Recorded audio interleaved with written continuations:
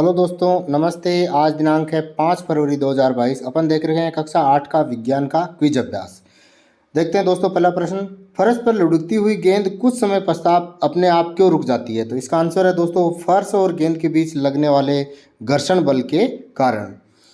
अगला प्रश्न है दोस्तों। रोहन किसी अनंत समतल सतह से मेज पर एक पेंसिल शेल को लुढ़काता है। वह यही प्रक्रिया रेतमाल होना चाहिए, रेतमाल की सतह पर दोहराता है। दोनों प्रक्रियाओं में घर्षण बल का मान होगा। तो इसका आंसर होगा दोस्तों, मेज पर घर्षण बल कम होगा और रेतमाल के पर घर्षण बल अधिक होगा।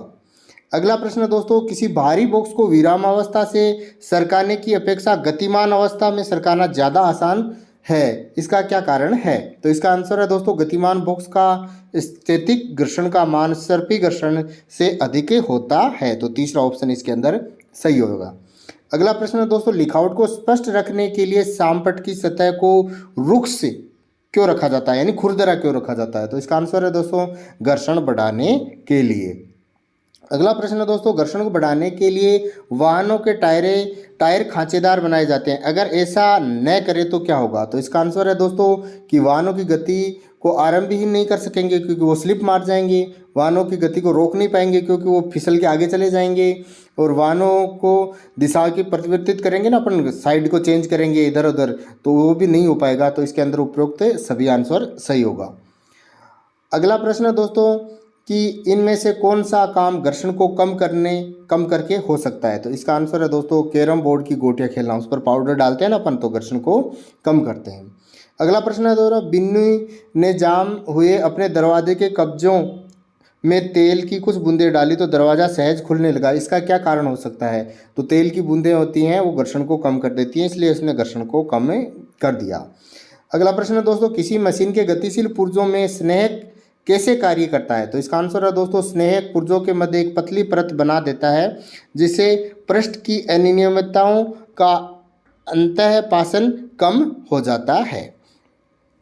अगला प्रश्न है दोस्तों कि वेद को माँ ने गैस सिलेंडर दूसरे कमरे में रखने को कहा। उसने गैस सिलेंडर सरकाने की अपेक्षा पहिए वाली ट्रॉली में ले जाना आसान लगा। इसका क्या कारण है? तो इसका आंसर है दोस्तों, लोटनी घर्षण सर्पी घर्षण से कम होता है।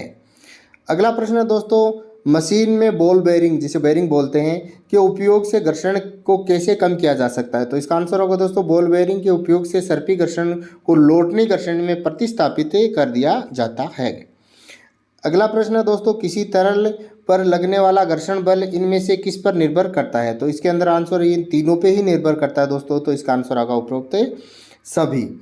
अगला प्रश्न है दोस्तों कि मछलियां या अन्य पानी में तैरने वाले जीवों का शरीर तरकु रूपी क्यों होता है, यानी आगे से इस तरह से तीखा क्यों होता है? तो इसका आंसर है दोस्तों, घर्षण बल घटाने के लिए, ताकि ऊर्जा का कम क्षय हो। तो ये था दोस्तों आज का क्विज अभ्यास। सभी सब्जेक्ट का क्विज अभ्यास प्राप्त करने के लिए मेरे चैनल को सब्सक्राइब करें, वीडियो को लाइक करें और वीडियो को दोस्तों के साथ ज़्यादा से ज़्यादा शेयर करें। धन्यवाद।